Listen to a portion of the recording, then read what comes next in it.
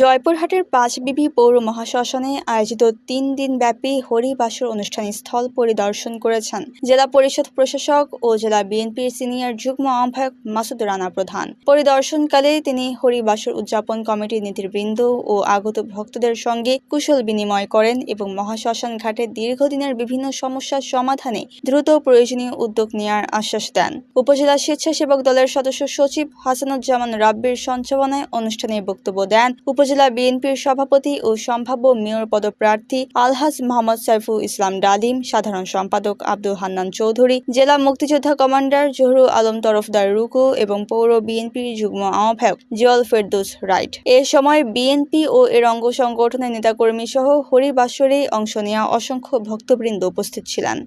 ইউনিয়নের যে মন্দির এবং শ্মশান, সালুয়া থেকে শুরু করে মোহাম্মদপুর থেকে শুরু করে ধরমজি থেকে শুরু করে আইমা রসুলপুর আগর থেকে শুরু করে আপনাদের কেন্দ্রীয় বড়ারি মন্দির এবং আপনাদের মাউরিতলা মন্দির সহ সব জায়গায় জয়পুরহাট জেলা পরিষদের উন্নয়নের কর্মকাণ্ড পরিচালিত করছি।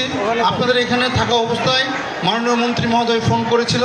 আপনাদের পাঁচবিবি মানুষের যে একটি বড় প্রত্যাশা আছে সেটি হলো আপনাদের ট্রেন, খুলনার যে ট্রেন আছে সীমান্ত ট্রেন, এই ট্রেন সম্ভবত দাঁড়ায় না। এটা নিয়ে কাজ করছি, ইনশাল্লাহ খুব তাড়াতাড়ি দাঁড়িয়ে যাবে ইনশাল্লাহ। আপনারা পাঁচবিবির যারা যাত্রী আছেন, খুলনা সীমান্ত ট্রেন ইনশাল্লাহ পাঁচবিবির মাটিতে দাঁড়াবে, এই জন্য ফোন এসেছিল, তার সঙ্গে এই বিষয়ে কথা বলছিলাম। আর দ্বিতীয় কথা, আপনাদের ধৈর্যচ্যুত করব না।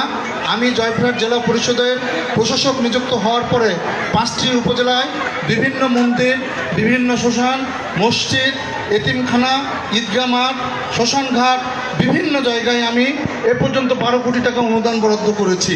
এই বরাদ্দর কাজ চলমান আছে।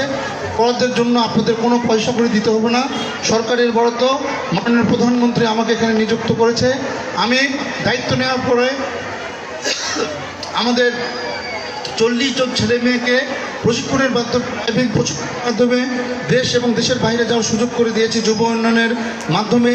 আমি 277 জন রবিদাস সম্প্রদায় যারা আছে, যারা জুতার কাজ করে তাদের জীবিকা নির্বাহের জন্য তাদের টুল বক্স সহ অর্থনৈতিক সহায়তা দিচ্ছে এবং মুক্তিযোদ্ধা জয়পুরহাটে যে 500 মুক্তিযোদ্ধা পরিবার আছে তাদের সম্মাননা দিচ্ছে এবং আমাদের 205 জন মেধাবী শিক্ষার্থীদের শিক্ষাবৃত্তি দিয়েছে।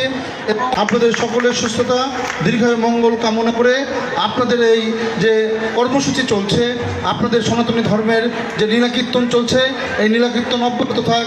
এটি আমার আজকে 9ম প্রোগ্রাম।